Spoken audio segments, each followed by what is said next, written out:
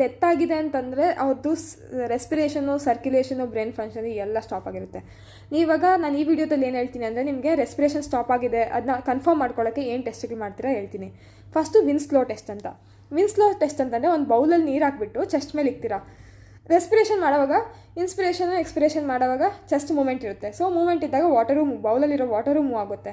So ಆವಾಗ ನಿಮಗೆ ಬದುಕಿದಾರ ಎಲ್ಲ ಗೊತ್ತಾಗುತ್ತೆ. ಇಲ್ಲ ಅಂತಂದರೆ ಒಂದು ಫೆದರ್ ಟೆಸ್ಟ್ ಅಂತ ಮಾಡ್ಬೋದು. ಫೆದರು ನೋಸ್ ಹತ್ರ ಇದ್ದಾಗ ಇನ್ಸ್ಪಿರೇಷನ್ ಎಕ್ಸ್ಪಿರೇಷನ್ಸ್ ಮಾಡಿದಾಗ ಮೂಗೋದ್ರಿಂದ ಗಾಳಿ ಬಂದಾಗ ಫೆದರ್ ಅಲ್ಲಾಡುತ್ತೆ. ಫೆದರ್ ಮೂಮೆಂಟ್ ಇಲ್ಲ ಅಂತಂದರೆ ಡೆತ್ ಆಗಿದೆ ಅಂತ.